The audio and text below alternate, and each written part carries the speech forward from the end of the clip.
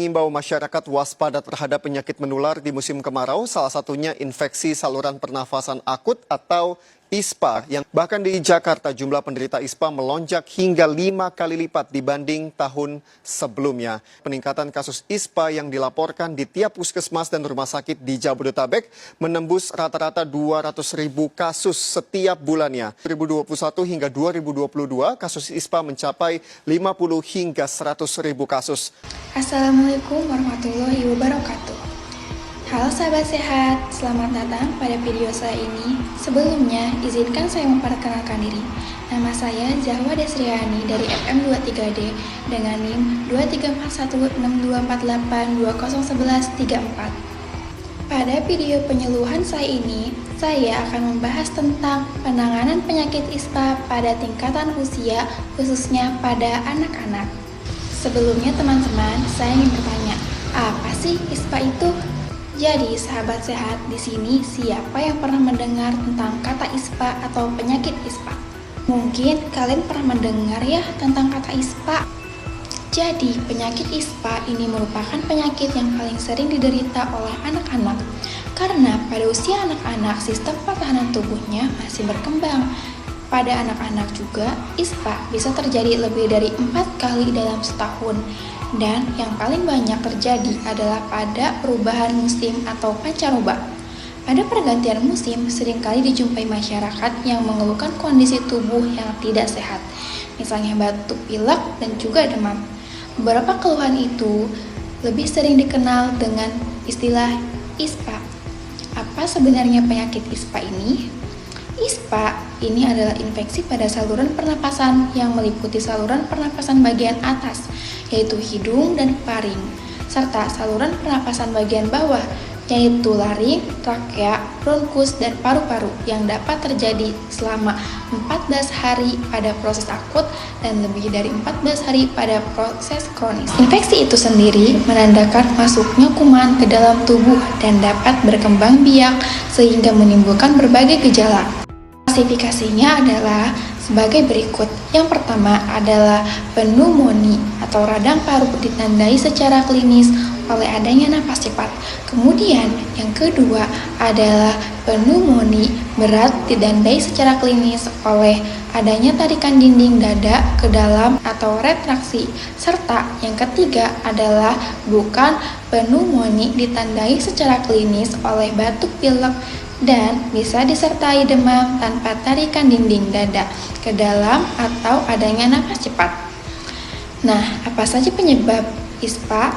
Yang pertama adalah virus yang terjadi yaitu rhinovirus, respiratory syncytial virus, adenovirus, dan virus influenza. Yang kedua adalah debu atau asap debu yang halus tidak terlihat, tidak dapat disaring oleh rambut yang terdapat dalam hidung, sehingga dapat masuk ke lapisan lendir atau mukosa dan terdorong menuju faring. Secara umum, efek pencernaan udara terhadap saluran pernapasan dapat menyebabkan pergerakan silia hidung menjadi lambat dan kaku, bahkan dapat berhenti sehingga tidak dapat atau tidak efektif membersihkan saluran pernapasan akibat iritasi oleh bahan cemaran produksi lendir, sehingga menyebabkan penyempitan saluran pernapasan dan rusaknya sel-sel. Pembunuh bakteri di saluran pernapasan akibat dari hal tersebut akan menyebabkan kesulitan pernapasan sehingga benda asing tertarik dan bakteri lain tidak dapat dikeluarkan dari saluran pernapasan. Hal ini akan dipermudah terjadinya infeksi saluran pernapasan. Nah, apa saja gejala ISPA? Yang pertama adalah demam dengan suhu di atas 37,4 derajat Celcius. Selanjutnya adalah batuk pilek, nyeri tenggorokan atau nyeri menelan, serta produksi sekret atau lendir yang berlebihan. Dan dapat juga disertai sesak napas dan terdengar suara napas yang tidak normal, misalnya wheezing atau ngik-ngok bronki, trindor seperti ngorok, dan juga trackless. Dapat juga disertai gejala, misalnya diare, mual, muntah, dan nafsu makan berkurang. Virus penyebab ISPA ini sangat menular dan penularannya bisa terjadi akibat si kecil menghirup drop droplet atau percikan lendir yang dikeluarkan oleh penderita ISPA. Karena itu, untuk tindakan pencegahan sebaiknya menghindari kontak fisik dengan penderita dan diusahakan selalu menggunakan masker jika penyakit ini sedang mewabah, khususnya pada saat musim pancaroba. Biasakan anak-anak untuk menutup mulut atau hidungnya saat batuk atau pilek, dan juga ayah dan bundanya diharapkan memakai masker ketika sedang batuk dan pilek. Karena penyebab penyakit ini yang biasanya dikarenakan adanya virus atau bakteri yang masuk ke dalam saluran pernapasan udara, menjadi cara yang paling efektif bagi organisme ini untuk menginfeksi manusia. Selanjutnya, kita perlu mengetahui tentang pengobatan penyakit ISPA. ISPA ini sifatnya bukan pneumonia, biasanya sembuh dengan sendirinya, yaitu dilawan oleh daya tahan tubuh yang membaik, dan jika terjadi demam, kita perlu memberikan kompres air hangat, dan juga diberikan antipiretik atau penurunan panas, dan juga dengan mengkonsumsi beberapa obat pengurang gejala sesuai dengan dosis yang dianjurkan oleh dokter. Dan jika terbukti penyebab penyakitnya adalah bakteri, maka akan diberikan antibiotik. Antibiotik ini tidak bermanfaat untuk mematikan virus, sehingga pemberian antibiotik haruslah tepat dan dikonsumsi sesuai dengan aturan dokter. Tidak bisa sembarangan mengkonsumsi antibiotik, karena jika diminum tidak teratur, maka akan menyebabkan daya tahan mikroorganisme bakteri ini semakin kuat, atau istilahnya adalah resistensi. Namun, bila gejala mengarah pada radang paru-paru, jangan tunggu lama-lama. Anda harus segera memeriksakan anak Anda ke dokter spesialis.